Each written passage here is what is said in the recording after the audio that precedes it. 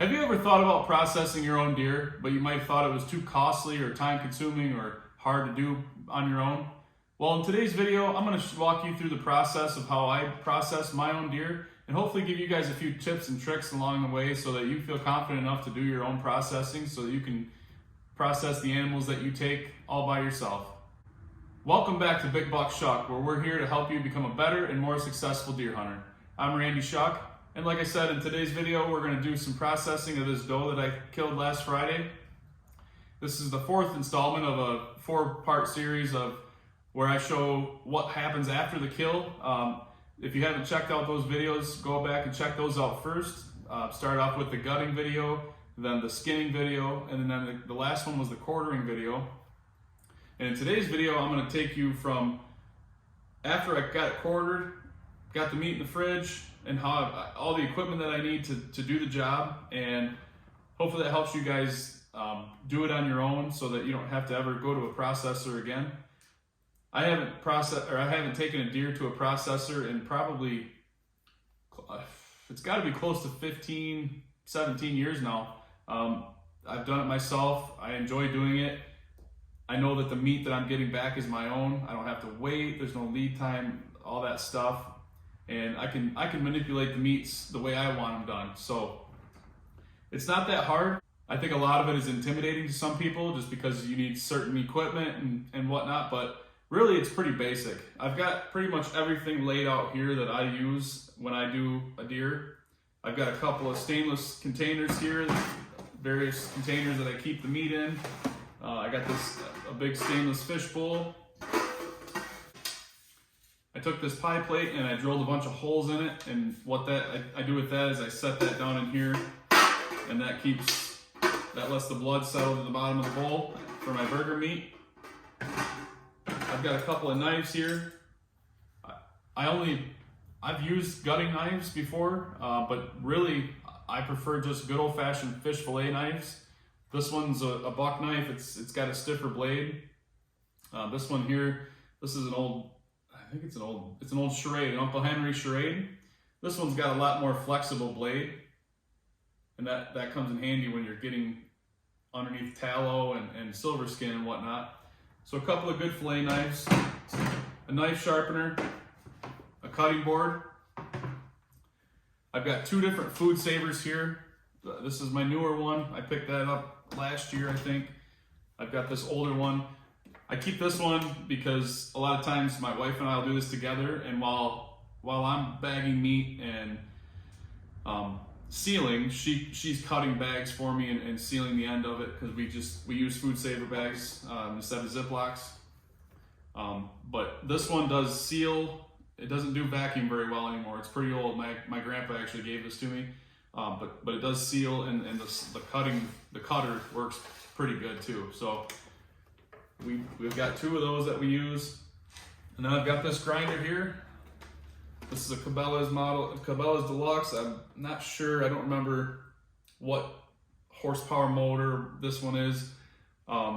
This is like the one step below the lowest commercial grade grinder. And for home use, 5-6 deer a year, this thing's awesome. So I've really never had a problem with this guy. Slowing it down. So after the last video, after I quartered that deer out, I put the meat in these containers.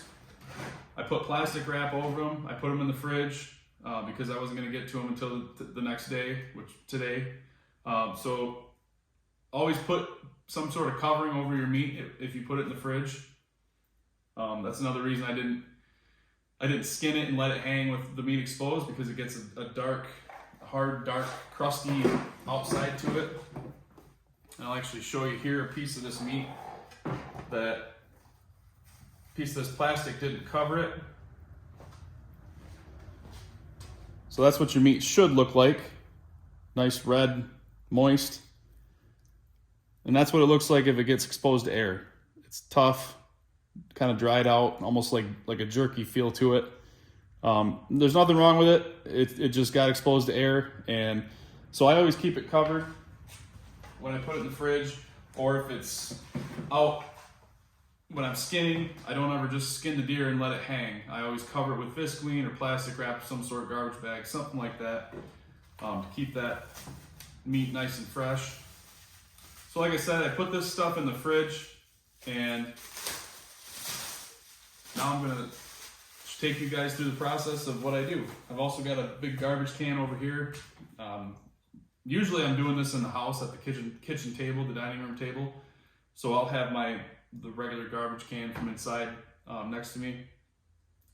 But I wanted to do this video out here in the garage because my wife's in the house. I didn't want you guys having to listen to Gossip Girl or Vampire Diaries while I was doing this. So I got a couple of seasonings here, a couple of breakfast sausage mixes. Well, this one's a breakfast sausage, this one's a Hunter's blend.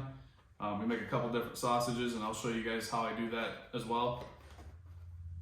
But really guys, for starting out, all you're gonna need is your knives, your cutting board, and this bowl here. I keep this bowl, this is where my burger meat goes in here.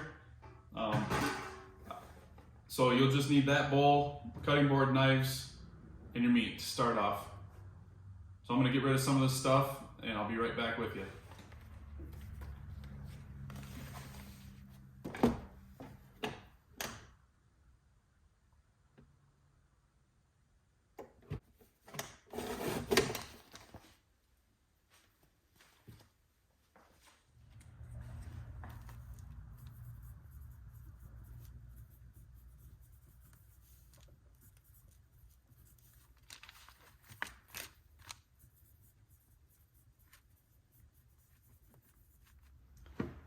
Okay guys, what I've got here is one of the back straps.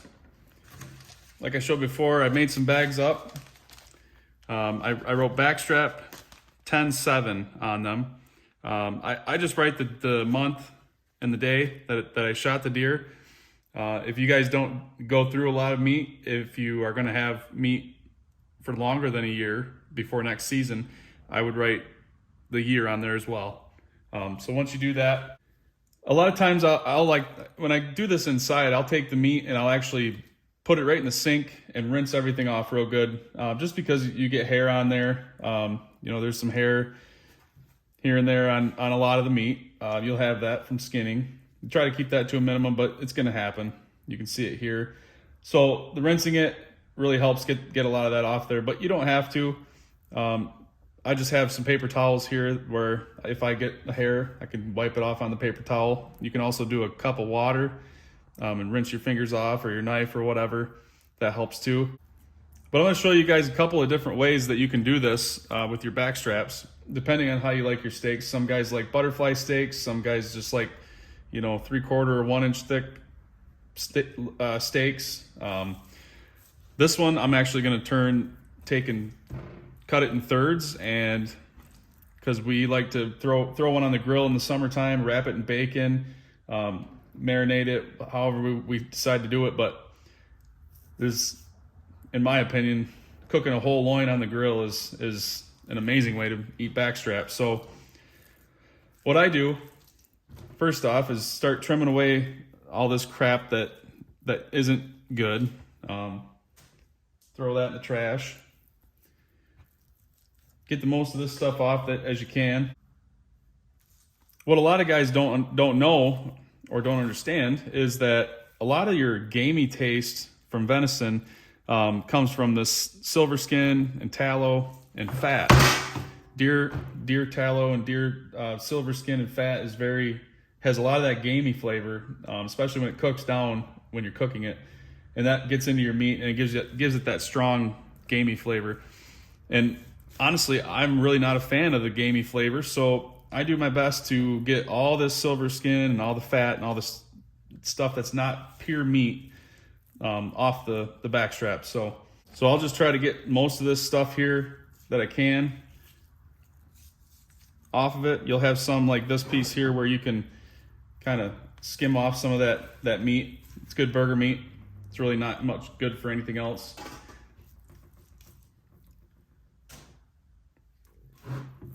This is one of them situations where I'll take this knife, like I said before, this knife's it has a little more bend to it than this other knife here. This is a more thicker, stiffer blade. so it doesn't bend as easily. And what that helps do is, I'll show you here.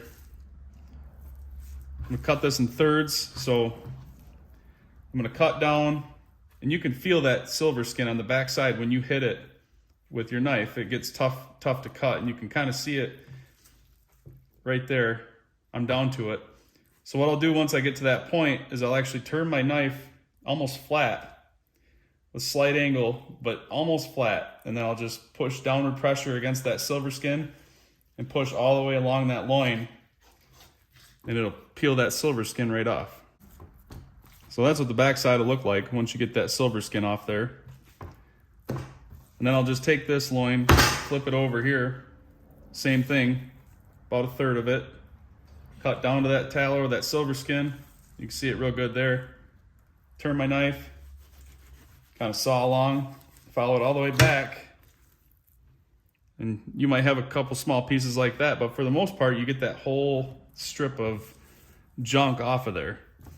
Flip this back over here, grab onto it like this, follow it all the way down, and you strip that whole piece off there. So that's what you want right there. No meat on it. All the meat's left on the loin, and you get a nice, beautiful back strap just like that. So there's a couple other small areas here like this. Just kind of guide your knife along real easy. But that right there is premium piece of meat and ready for the grill or oven or crock pot, however you want to cook it. So that's going in a bag. Set that in there for now. I'll switch back to my other knife for the stuff that I'm not trying to fillet as much. You just want to try to get most of the silver skin off as you can. Try to get solid meat. This trimming part is kind of like body work on a car. It takes a long time to do it, but the end result is well worth the effort that you put in up front.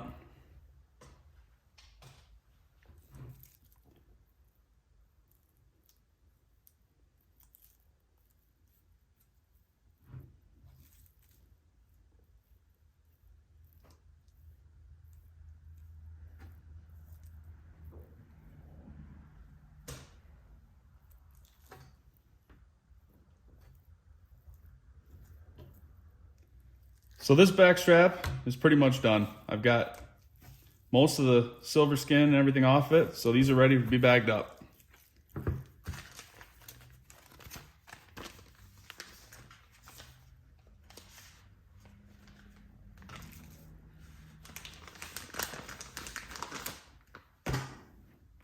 I cut about, they're probably 8 inches long or so, these bags for these back straps. You might have to go a little smaller or larger depending on how big the deer's back straps are. Now for this one, I'm going to actually cut it right in half because I'm going to do a different style of cut with this back strap. So I'm just going to cut it right in half, set one off to the side. And again, you want to go through and try to pick off most of the silver skin and everything that you can. It's the most important part for all of it, but especially for steaks. You want nice pure meat, venison meat steaks. Switch to my other knife. Go down to that silver skin.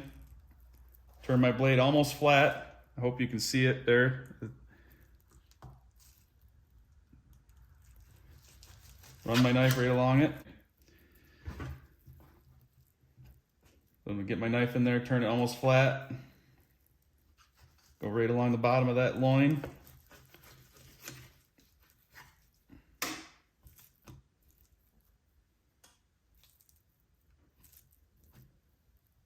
You might have to cut in, like I said, I'm gonna do a different cut here so I can cut right into the middle of this one since it's being stubborn. Go that way, flip it this way. Go right along the backside the other way. So So as you can see, you get most of it off with that. So with these ones, like I said, a lot of guys, some guys like butterfly steaks. Butterfly steak is where you'd cut in, depending on how thick you want it. This would be about 3/4 or so, almost an inch, both ways. But you cut in, go down about 2/3 of the way, and then that lays open. It's a nice fat steak, butterfly steak. Same thing with this. You can go down about 2/3 of the way, lay it right open. It's a nice big steak. Some guys like it like that. Myself, I prefer, if I'm gonna do steaks, I cut it all the way through. Do 3/4, 1-inch steaks like that. Nice thick medallions.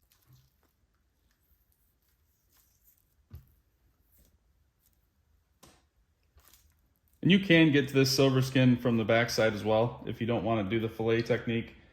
You just get your knife right underneath it here and try to stay as close as you can to the silver skin away from the meat and just fillet it off of there.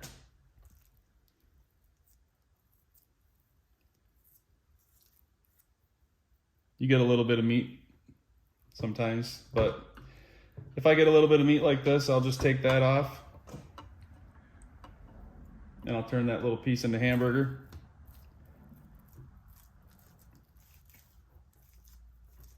This stuff here is pretty much buried in. I'm not going to worry about it.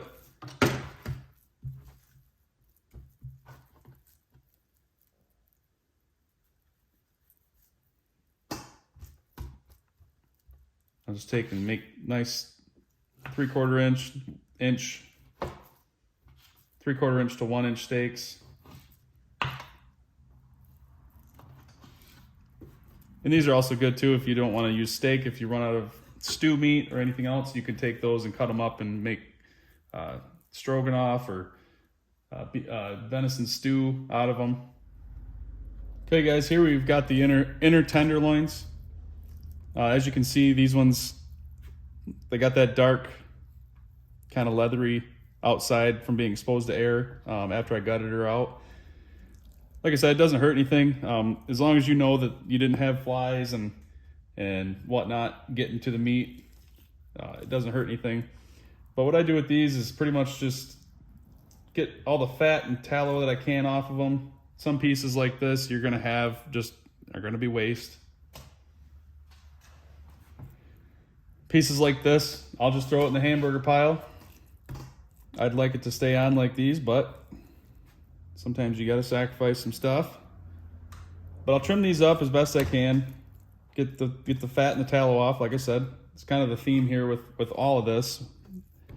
But I'll get these as clean as I can. And these I won't even cut up or anything. I usually just throw these in a bag. And I usually just throw these right on the grill. Maybe some salt and pepper, garlic, little garlic powder maybe. But these things are awesome. They don't need much as far as preparation. They're also good if you throw them in the crock pot and let them break down, kind of like a roast. But I think the best way is to throw them on the grill. All right, guys, so once you get your steaks all cut up, I'll put them in the bags. If you're inside, if you're somewhere where it's warm, I'll generally vacuum seal them and get them in the freezer because this process does take some time to get through the rest of the animal, and you don't want that meat getting too warm. So if I'm inside and it's warm or outside and it's warm, I'll get them vacuum sealed, put them in the freezer, and then I'll move on. But out here today, it's pretty cool out here, so I'm not too worried about it. I'm gonna keep going. This is the other one half of the neck roast. And there's a lot of fat and tallow in the neck. A lot of guys will just take this whole thing, throw it in a crock pot and eat it that way. That's good. I usually turn it right into hamburger. I'm really not a roast guy myself, although I will show you how to get some roasts out of the deer. But I don't prefer roasts. I got burnt out on it growing up, having beef roasts. But these venison roasts are delicious, don't get me wrong. So If you do want to throw it in the crock pot and give it a shot, by all means do that. But I'm going to take all this stuff out of here that I can, all this tallow, silver skin, clean it up best I can, and this will all be hamburger meat for me.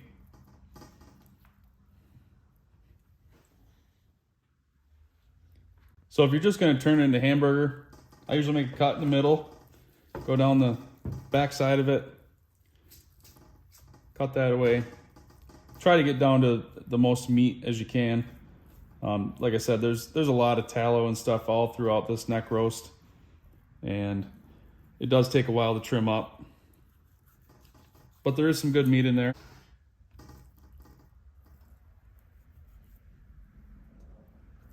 And then from there, keep working at it. This is another situation where you can actually flip this over, cut down into that fat on the back side, turn your knife,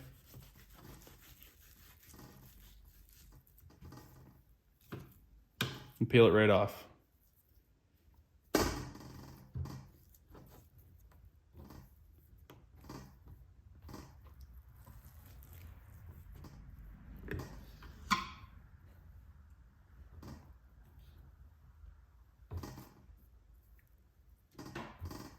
Flip it over the other way. Peel that fat right off of there.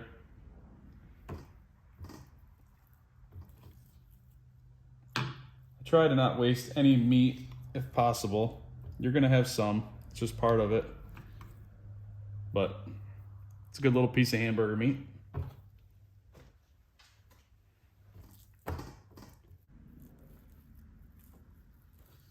Some fat is okay. You're gonna have some. I mean, like this right here, you could literally spend hours trying to get it out of there, but when you grind it up, that little bit's not gonna hurt anything. It's not gonna make a difference.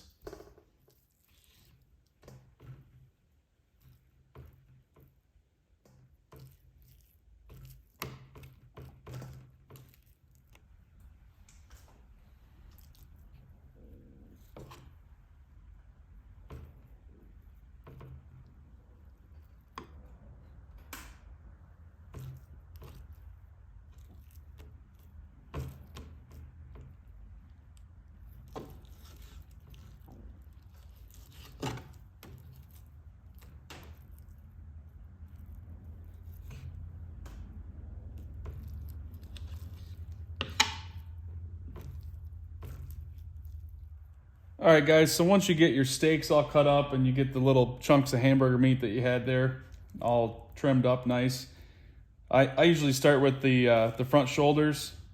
This one's obviously the one that got hit.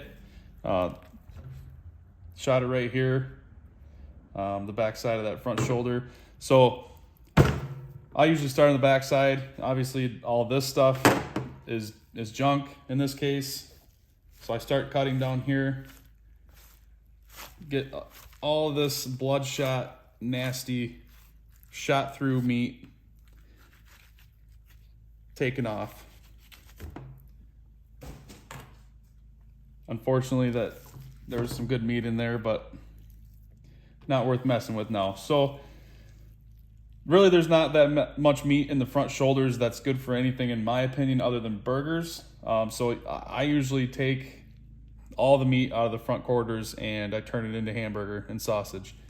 So shot it right here. So I'm gonna make a cut. I don't want any of that meat.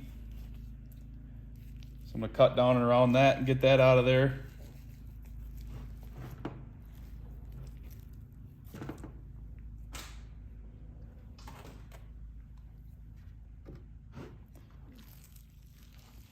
So then once that's out of the way, I usually start up here, cut down to the bone, and then follow that bone all the way down.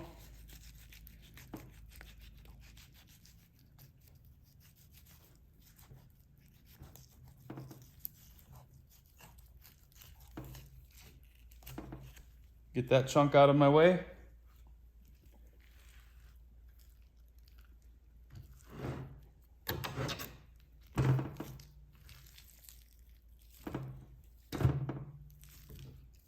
And I'll flip it over. I'll start up here right at the elbow, just to the right side of it. Go down along the elbow, down to this bone that's in here. Turn my knife. Turn my knife and follow that right along that bone.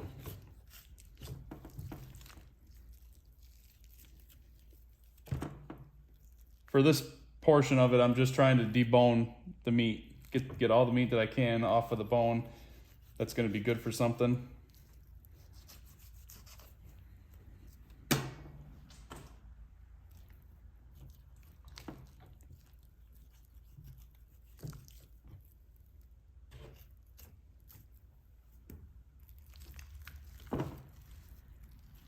Same thing on this side.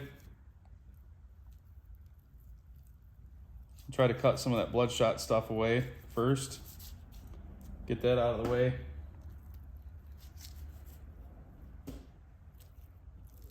Then I'll come back right along the bone, all the way down to the bottom of the leg.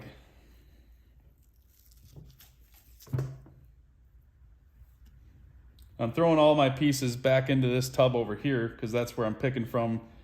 That's where I'll grab a piece, trim it up, get it in my burger bowl, and then I'll come back to the rest of the pieces.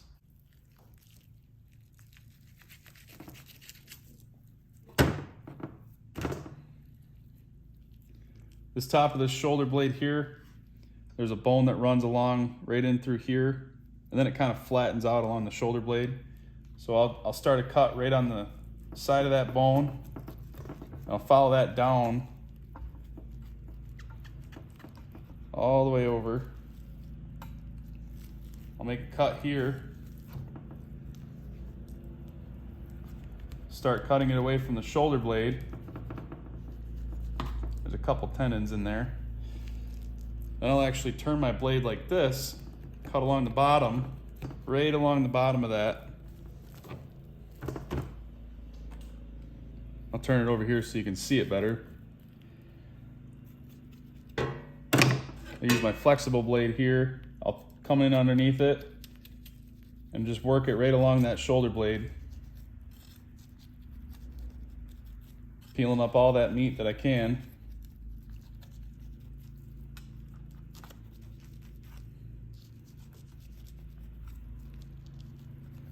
All the way down to the end of the shoulder blade.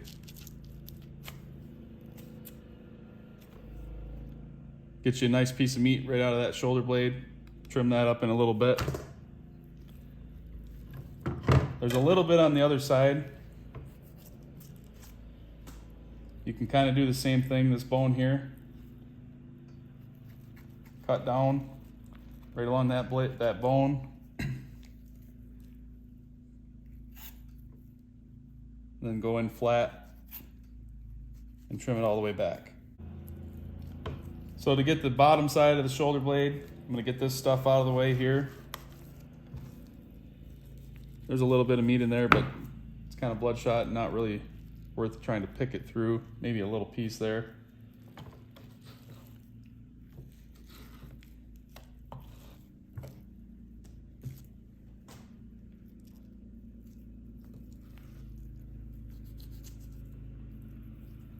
It's kind of the same thing. You cut down here and then turn your blade flat and run right along the bottom of that shoulder blade.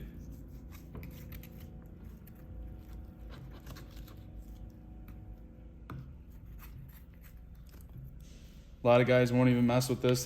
There's really not that much meat here, but every little bit counts. I don't want to waste any if I can help it. So that shoulder is picked pretty clean. You could get a little bit more out of it probably if you spent some more time, but a lot of times it's not worth the extra effort. I mean, for the little minuscule amount of meat that you're gonna get, you could go through and clean off every little piece, but for the most part, that's picked pretty clean. This down here is a lot of leg meat. You get into that, and there's a lot of tendons in it, and again, a lot of it's just not worth picking through. So once you get the leg out of your way, grab your pieces that you cut off of it, come back through, and repeat the same process. Cleaning off all the tallow, silver skin, fat that you can. Try to get it down to nice, solid chunks of meat.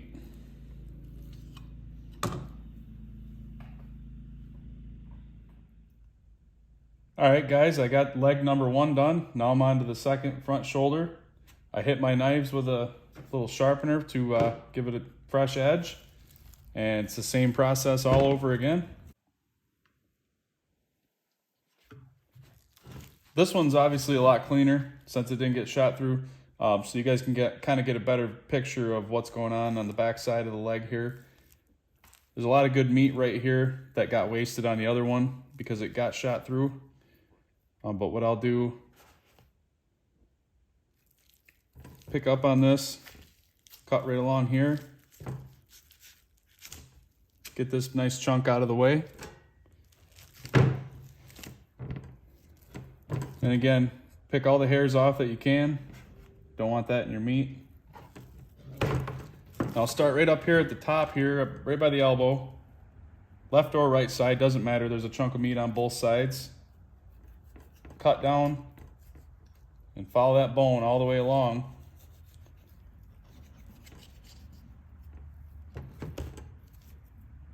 Nice hunk of meat comes off. Same thing up here.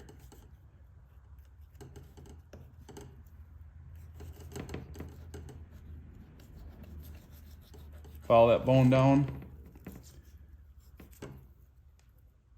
Smaller chunk of meat, but good one nonetheless. Come over to this side. I'll start right here at this top part of the leg here. Cut down in, right down to that bone, and then turn your blade, follow that bone all the way around. And this one you can pretty much keep cutting. Follow the bone all the way around, and this big chunk comes off, just like that. So it's a real good solid chunk of meat there. Come back up top, trim up some of the stuff up here off the bone. Cut back here. And then there's this bone up here again, that shoulder blade. You want to take your blade, come in right alongside that bone, straight down. Get it separated back here, come underneath. There's a big tendon right here you got to cut through. Once you get through that, you pick this up, follow it right along that inside of that shoulder blade.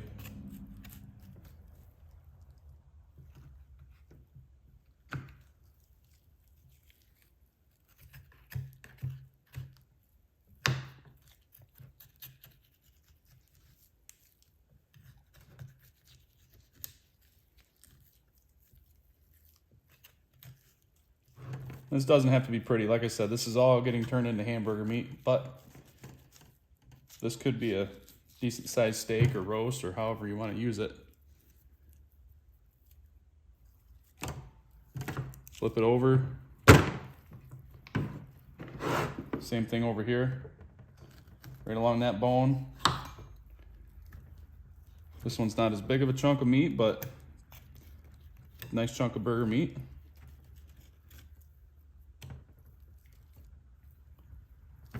Trim off a couple little chunks here and there like this that are still on there that are still good meat for burger. Come down the back side like this, down the leg. This over here, this is all good meat. Come down in by this knuckle here, the elbow.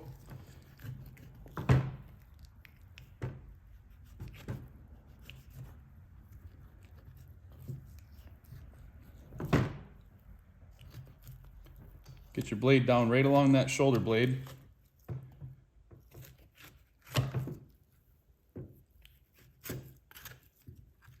Peel that meat right off there.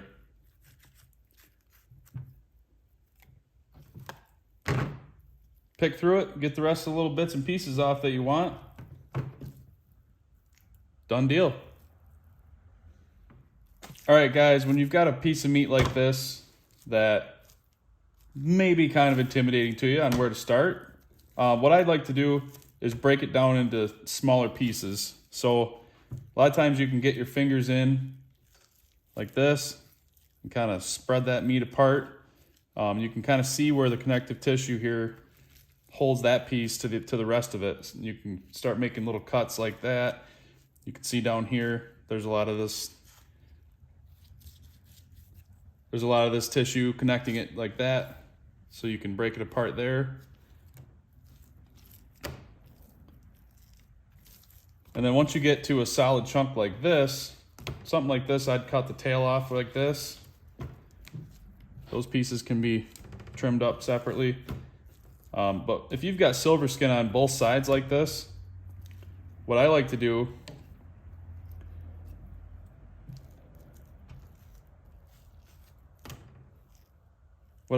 is first trim off the fat, this stuff here that you can. Get that trimmed off.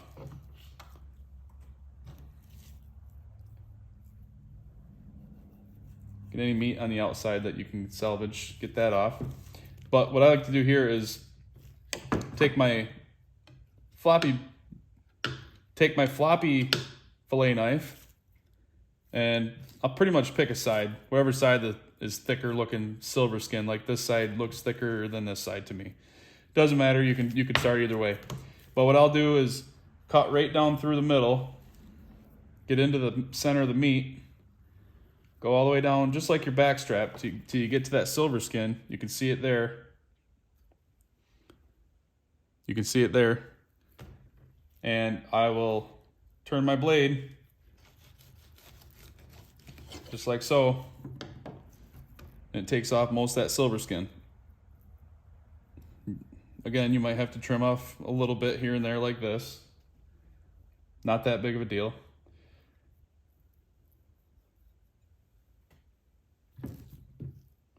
But it gets the biggest pieces of it off.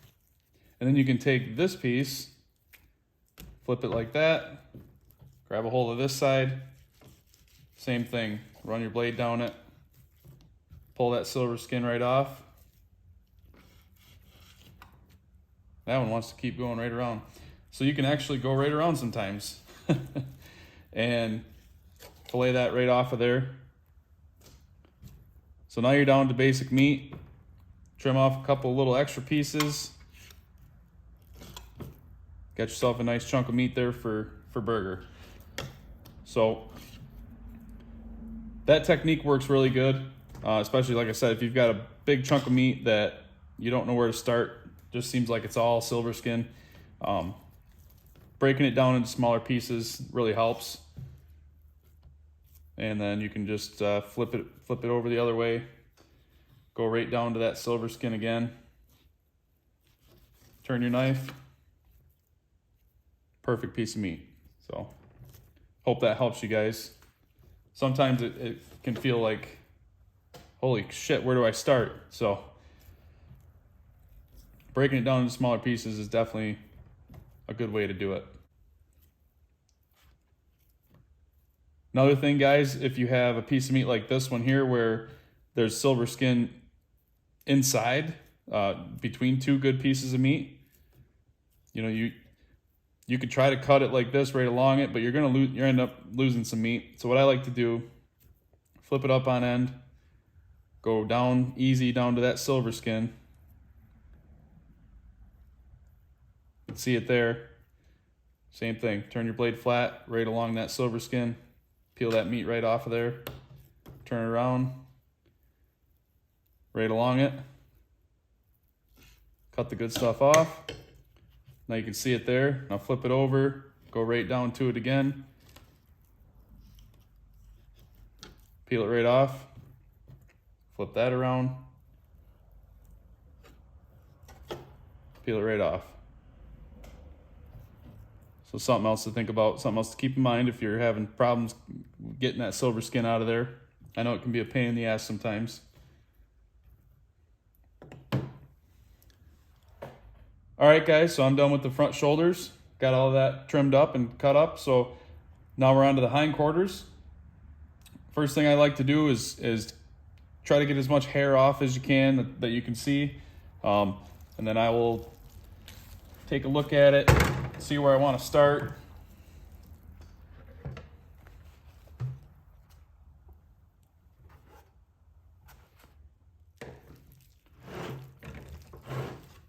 And so there's two big roasts. If you're a roast person, this is where you're going to get your roasts from, are these hindquarters.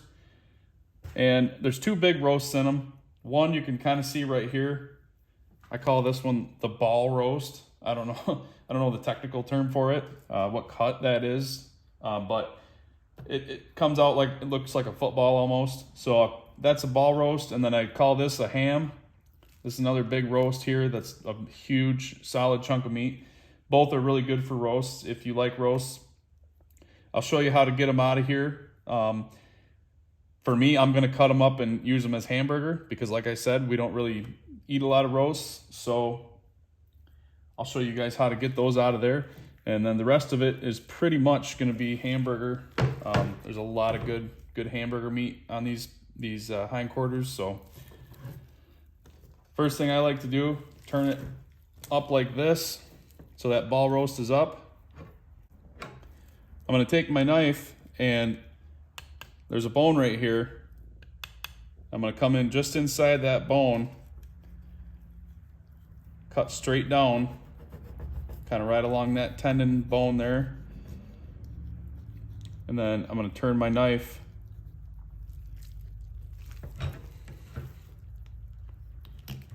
away like this.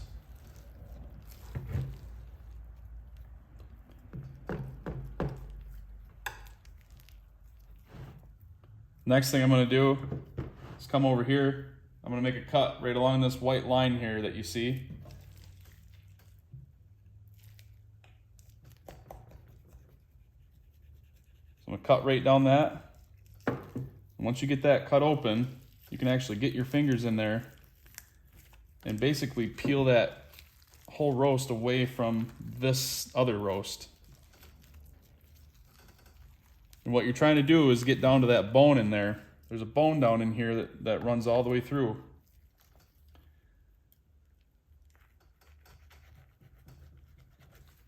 And you're trying to get down to that bone, cut this all the way down to the bone.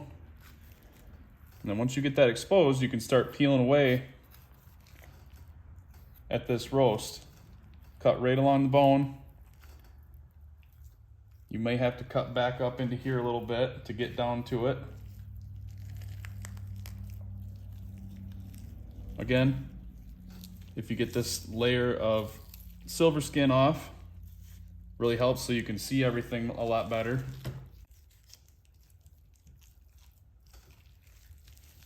So once you get that started to peel away, flip it over and keep getting that off of there.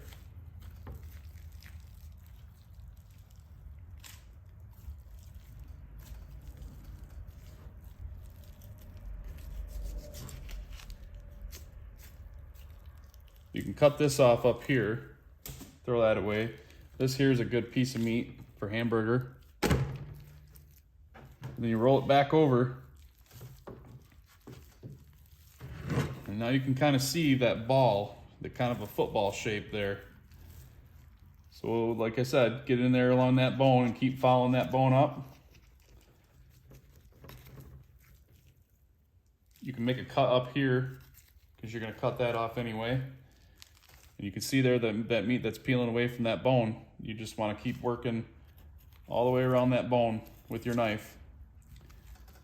Kind of roll it as you're cutting and keep cutting down up here, as well as keeping along that bone like this.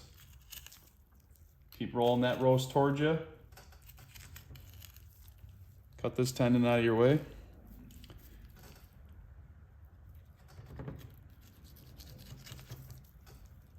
And you can pretty much see where it ends once you get cut around it. So I just take it, pull it up like this, cut like that. And that is what I call a ball roast. So throw that in the bin, and I'll trim that up later. Now this other side, basically the same thing. You're gonna take your knife, come in here along the bone, cut right along that bone, get it all separated. I'll actually stand this up, let gravity help me. Come in like this. Cut as close to that leg bone as you can. All the way down.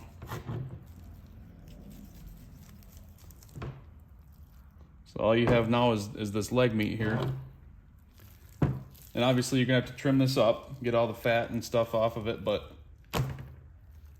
that right there is a giant roast if you want one. Or you could trim, like I said, you can trim this stuff, like I'm going to, this bloodshot meat. Trim that off. You could keep going. Trim this if you want a little bit smaller roast. This leg meat here is supposed to have been separate. Get that out of your way. Take this, cut all along, separating both these pieces of meat here.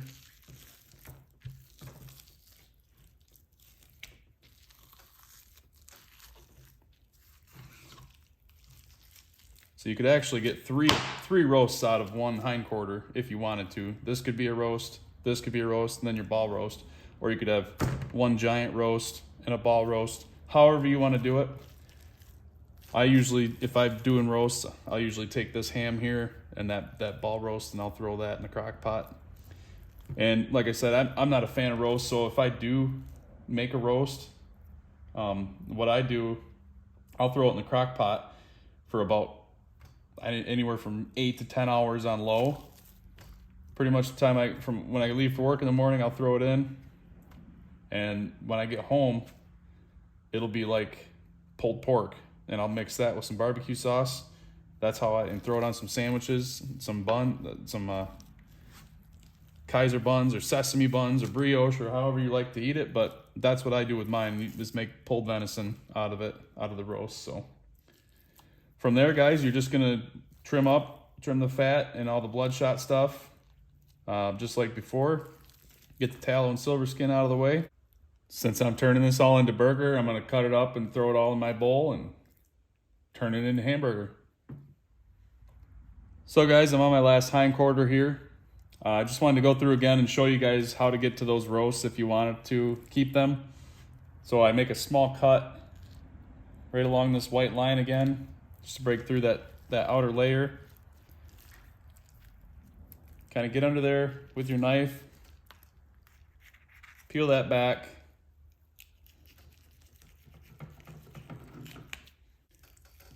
Get your fingers back in here, right down to the bone. You can feel it once you get down in there.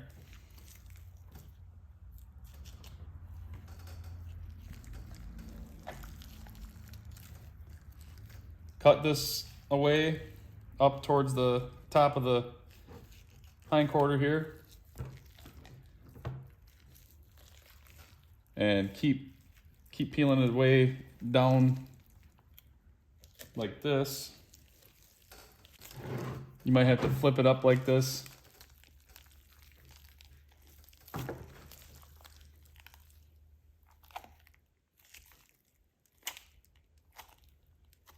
Peeling it around that roast all the way around.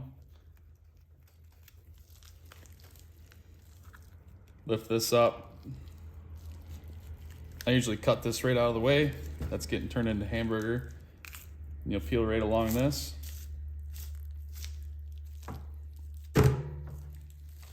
Flip it back over. Now you can see that roast right here.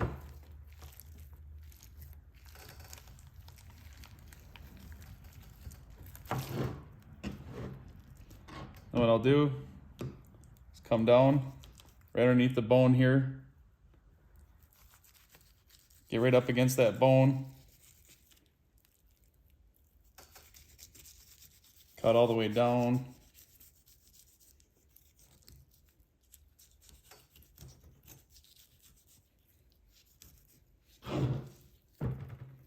Then I'll usually cut it off right here above the leg muscles.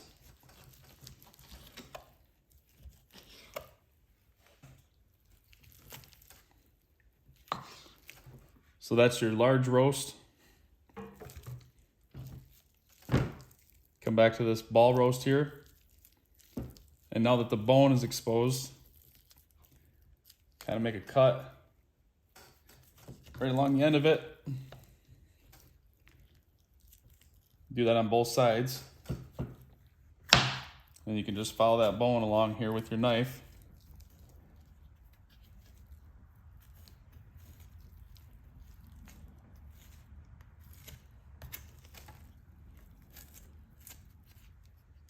You may have to cut down in further like this. Go right along the knife, or along the bone with your knife.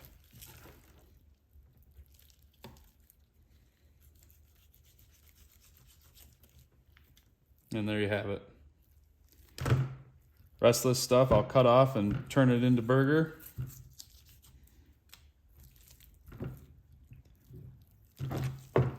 And once I pick this all clean, we'll be on to getting ready for grinding. All right, guys, I'm all set up here. We're ready to start grinding. This is the most fun part of the whole process. I've got beef fat here. This is going to be for my hamburger, and as well as this Hunter's Blend sausage right here. I wanted that to taste not as breakfasty. I've actually got pork fat here that I'm going to do for this Mountain Man Blend sausage. So I've got some of that pork fat here to start off. I'm gonna probably do the Mountain Man Blend first, and then switch over to the beef fat with the Hunter's Blend. So I've got some of this pork fat cut up. You can get this stuff at a butcher shop. Anywhere that sells meats usually has beef fat and pork fat that you can buy.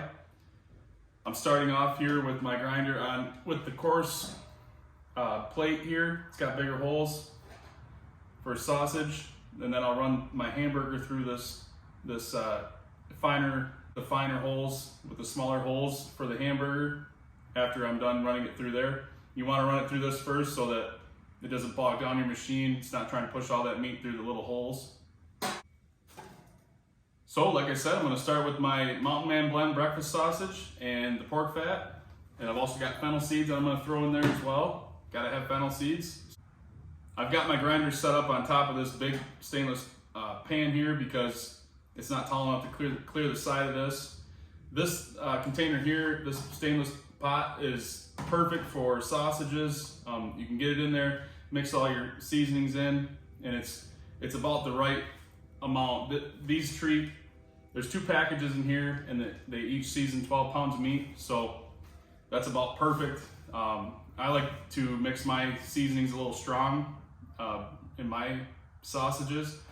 I think that I like a strong flavor, so this is about 10 pounds once I get it, up to about here, so it works out perfect.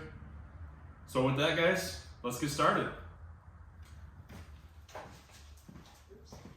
All right, so usually I do, for the hamburger and the sausage, I usually do about a pound of beef fat for every 5 pounds of venison meat, roughly.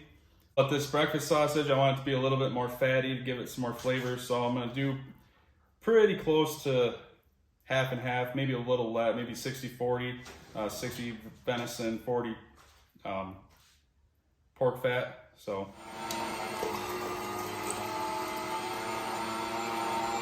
well, we had to take the pan off from underneath it because it was too tall.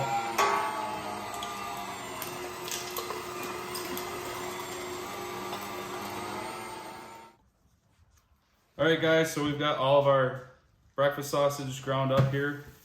You gotta mix it up good, make sure it's all mixed up nice, evenly. Looks pretty good, it's gonna be good. So, take this package, one of these packages of sausage mix, and dump it in. Like I said, this treats 14 pounds, but we like it a little stronger, so we got about 10 pounds in here that we're doing. Do about half of this of fennel seeds.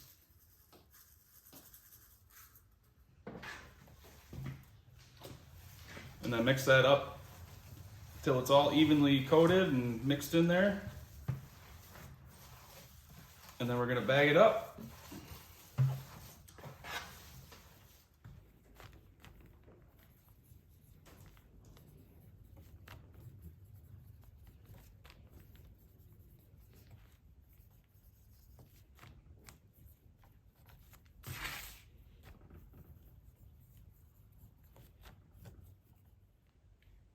All right, guys, we got some bags made up. Like I said before, I write the month and the day that I shot the deer on these bags. If you guys go longer than a year or don't eat that much meat throughout the season, throughout the summer and whatnot, I would write the year as well, just so you don't get it mixed up with any fresh meat. So I just take a ball of meat. It's kind of a small one to start, just to get the bag open. Put it in there. You can do as much as you want. I usually do about 1.5 pounds or so, depending on how big of a breakfast you make. We usually make small breakfasts, so.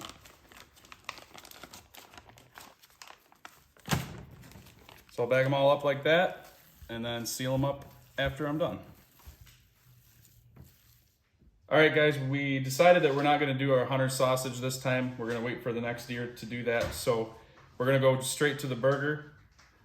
So again, it's pretty much the same process. We're gonna use the big whole plate for the coarser cut to start it off.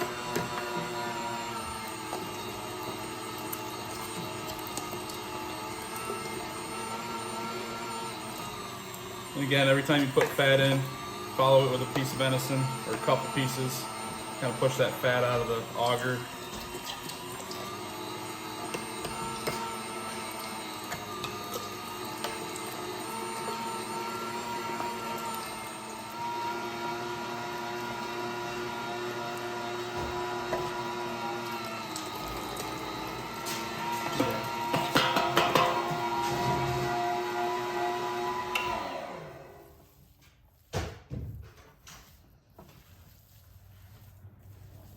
All right, guys, so now that we got the first grind done, mix it up real good.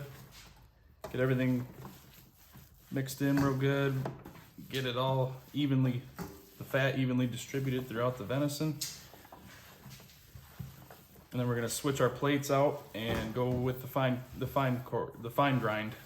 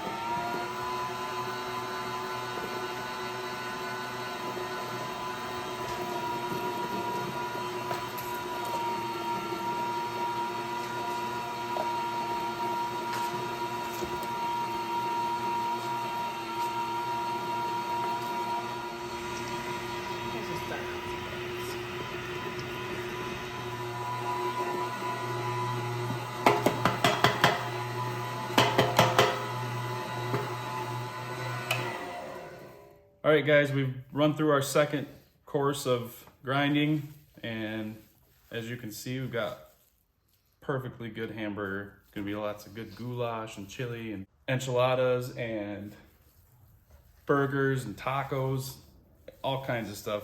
We don't even buy regular beef burger. This is all we eat all year long, so this is good stuff. So next, guys, we're gonna take all this and bag it all up and vacuum seal it.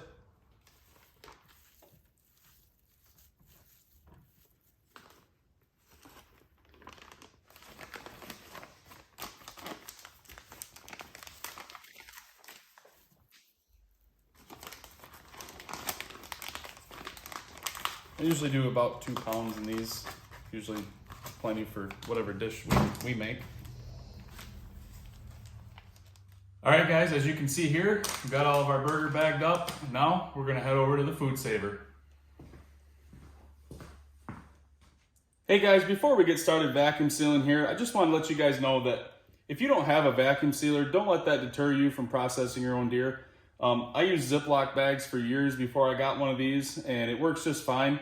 They don't keep as long as the food saver bags do. You know, they don't keep your meat from getting freezer burnt as long, but it definitely works, and it's a perfectly good way to keep your meat, especially if you eat it a lot and you're gonna go through it and use it all before the next season. So if you guys don't have one of these, save up a little bit of money, get yourself one, you won't regret it. But you can always use Ziplocs too if you don't have one. Okay guys, to start off, I like to take these food saver bags. I like to squish the meat down into the corners of it. As you can see, if you didn't do that, there's a little bit of air in there. Probably wouldn't make a difference, but I'm kind of particular about how I like my stuff. So I'll kind of pound it down, squeeze it down in there, get those corners nice and full with meat. You want to make sure that you don't have any meat up in here like this. So scrape that out of the way before you go to seal it. This particular food saver, close the lid, turn it to operate, hit vac seal.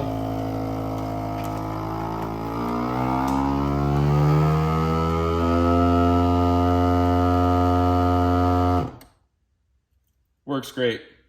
It takes probably 10-15 seconds per bag or so, but it works great.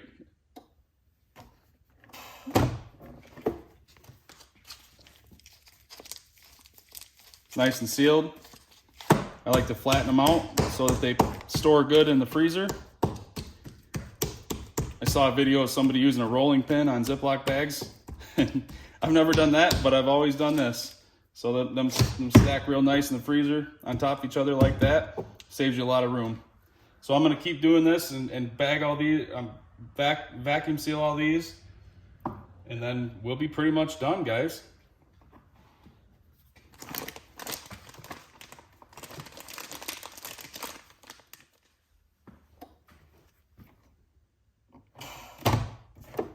Something else I wanted to mention again, guys, kind of like the steak bags, I'm cutting these anywhere from 6 to 8 inches long. If I'm doing about a pound, that's about a 6-inch or so bag.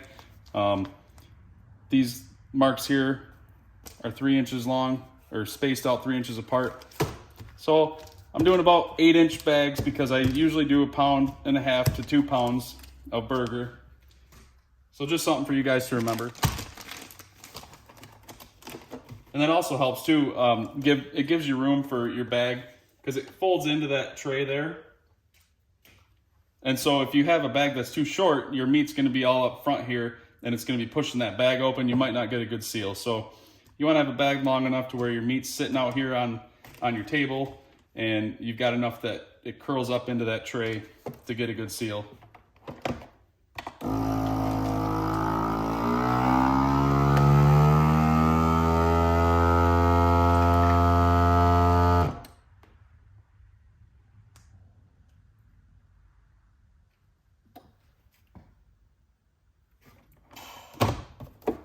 All right, guys, and with that, we are done sealing.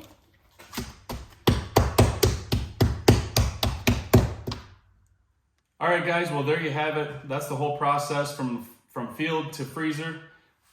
As you can see here, I've got my bags. They're all stacked nicely. I did put the steaks in the freezer because I was out here a little longer than I anticipated, and I didn't want them to get warm. But I hope you guys enjoyed that video. I hope that helps you guys get into processing your own deer. And as you can see, you don't need that much equipment. You don't need a vacuum sealer. You can use Ziploc bags, like I said before. You can get this grinder was about $120 on sale. I think they're like $170 or $80 regular price, but you can get one of the cheaper ones that are $60-$70 and it'll do the job for you if you're only doing a couple deer a year. If you're doing 5-6 or more, I definitely get a good quality grinder because they make a huge difference as far as being able to feed it meat and not bogging it down and taking them forever to grind and spit out the meat. So well, I hope this helped you guys. And remember, if you didn't watch the first videos, the gutting video, the skinning video, and the quartering video, do go back and watch those, because this is a whole process from the time the animal's dead to the time it's going into your freezer. That's what this is all about. So make sure you guys check out those videos. And I hope you guys got value out of this. And if you did, like, subscribe, and share with your friends. And watch out for the newest and latest and greatest content coming out from Big Buck Shuck. And we'll see you guys all in the next video.